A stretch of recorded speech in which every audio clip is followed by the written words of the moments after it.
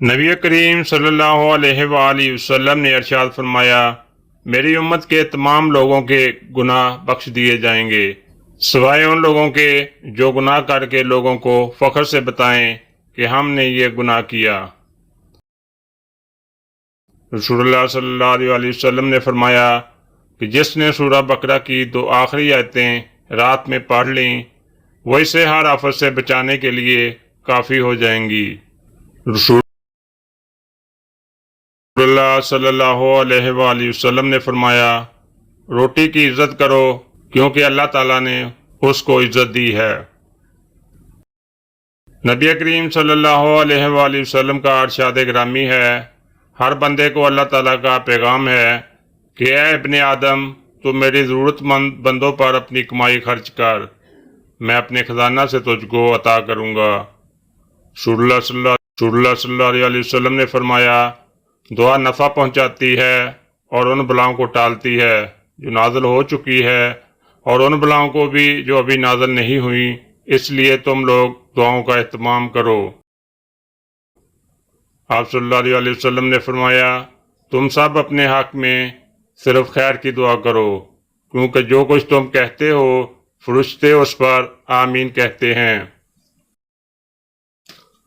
رسول اللہ صلی اللہ علیہ وسلم نے فرمایا، شیطان انسان کے دل سے چپکا رہتا ہے، جب وہ دل سے اللہ کو یاد کرتا ہے تو شیطان پیچھے ہٹ جاتا ہے، اور جب وہ ذکر اللہ سے غافل ہوتا ہے تو شیطان اس کے دل میں وسوسے ڈالتا ہے۔ رسول اللہ صلی اللہ علیہ وآلہ وسلم نے ارشاد فرمایا، جو شخص حق پر ہوتے ہوئے جھگڑے کو ترک کر دے اس کے لیے جنت کے درمیانی حصہ میں مکان بنا دیا جاتا ہے۔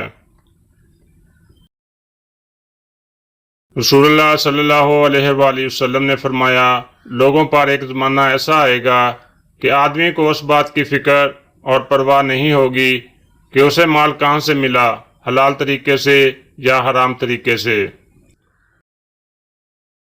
رسول اللہ صلی اللہ علیہ وآلہ وسلم نے ارشاد فرمایا، جو کسی تنگ دست کو مہلت دے یا اس کو معاف کر دے، اللہ تعالیٰ اس کو قیامت کے دن اپنے عرش کے سامنے کی جگہ دے گا، جس دن اس کے سائے کے علاوہ کوئی سایہ نہیں ہوگا۔ رسول اللہ صلی اللہ علیہ وسلم نے فرمایا، جب تیری نیکی تجھے خوش کرے اور تیری برائی تجھے رنجیدہ کرے تو مومن ہے۔ آپ صلی اللہ علیہ وسلم کون سی عورت کو ناپسند کرتے تھے؟ آپ صلی اللہ علیہ وسلم نے ارشاد فرمایا کہ میں ایسی عورت کو ناپسند کرتا ہوں جس کے ہاتھ مہندی سے اور آنکھیں سرمے سے خالی ہوں۔ سیدہ عائشہ رضی اللہ تعالی عنہا سے روایت ہے کہ رسول اللہ صلی اللہ علیہ وسلم نے فرمایا، اور جو شخص قرآن کو اٹک اٹک کر پڑھ پاتا ہے اور اس کو پڑھنے میں اس کو مشقت ہوتی ہے تو اس کے لیے 2 گنا اجر ہے۔ حضرت محمد صلی اللہ علیہ وسلم نے فرمایا، آدمی اپنے اچھے اخلاق کی وجہ سے ان لوگوں کا مرتبہ پا لیتا ہے جو راتوں کو عبادت کرتے ہیں، دن کو روزے رکھتے ہیں۔ حضور نبی کریم صلی اللہ علیہ وسلم سے پوچھا گیا کہ نجات کا ذریعہ کیا ہے؟ فرمایا، اپنی زبان کو قابو میں رکھو، تمہارا گھر تم کو سمائے رکھے، یعنی بلا ضرورت گھر سے نہ نکلو اور اپنی غلطی پر رویا کرو۔ رسول اللہ صلی اللہ علیہ وسلم نے فرمایا، لوگ جب ظالم کو ظلم کرتے دیکھیں تو اس کے ہاتھ نہ پکڑیں نہ روکیں تو قریب ہے کہ اللہ سب کو اپنے عذاب میں پکڑ لے۔ رسول اللہ صلی اللہ علیہ وسلم نے ارشاد فرمایا، مسلمانوں اپنے گھروں میں اکثر قرآن مجید پڑھتے رہا کرو، کیونکہ جس گھر میں قرآن مجید نہیں پڑھا جاتا اس میں خیر و برکت نہیں ہوتی۔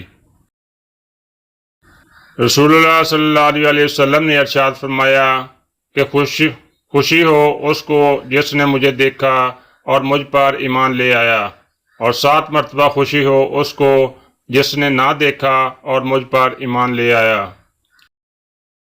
نبی کریم صلی اللہ علیہ وسلم نے فرمایا، اللہ تعالیٰ فرماتے ہیں، میرے ذکر کے لیے وقت نکالو، میں تمہارے کاموں میں برکت عطا کروں گا، ورنہ دنیاوی کاموں کی کثرت تم پر اس قدر مسلط ہوگی کہ تمہیں فرصت ہی نہ ہوگی اور سکون سے محروم ہوگے۔ نبی پاک صلی اللہ علیہ وسلم نے فرمایا، तुम लोग एक दूसरे को तोहफे देते रहा करो। एक सहाबी ने पूछा, अगर किसी के पास तोहफा ना हो तो? आप सल्लल्लाहु अलैहि वसल्लम ने फरमाया, क्या तुम किसी को अपनी मुस्कुराहट भी नहीं दे सकते? हज़रत मोहम्मद सल्लल्लाहु अलैहि वसल्लम ने फरमाया, जिसने वज़ू करने से पहले पहला कलमा पढ़ लिया, अल्लाह ताला वज़ू के हर करते पर एक फरिश्ता खड़ा कर देगा जो क़यामत तक कलमा पढ़ता रहेगा, जिसका सवाब कलमा पढ़ने वाले को और सबको बताने वाले को क़यामत तक मिलता रहेगा। रसूलुल्लाह सल्लल्लाहु अलैहि वसल्लम ने फरमाया, तुम सच्चाई को लाज़म पकड़ो और हमेशा सच बोलो, क्योंकि सच बोलना नेकी के रास्ते पर डाल देता है और नेकी जन्नत तक पहुंचा देती है। रसूलुल्लाह सल्लल्लाहु अलैहि वसल्लम ने फरमाया, जिस शख्स के दिल में राई के दाने के बराबर भी तकब्बर होगा वो जन्नत में ना जाएगा। और उस पर एक शख्स ने सवाल किया, ए अल्लाह के रसूल, हर शख्स चाहता है कि उसका लिबास और जूते वगैरह अच्छे हों, तो क्या वो भी जन्नत में ना जा सकेगा? उस पर रसूलुल्लाह सल्लल्लाहु अलैहि वसल्लम ने फरमाया, यकीनन अल्लाह ताला खूबसूरत है और खूबसूरती को पसंद फरमाता है। तकब्बर का मतलब ये है कि बंदा हक को ठकरा दे और लोगों को हकीर समझे।